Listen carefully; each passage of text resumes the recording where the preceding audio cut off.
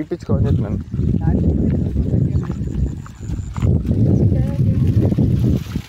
Camera కాదురా, అది నల్లగా వేస్తారు బ్లూ కొంచెం, అది డిస్ప్లే అతికించేటప్పుడు అది అడ్డం పడ్డది అంతే. అరే రెండో సెట్ అంత దూరం ఉందారా?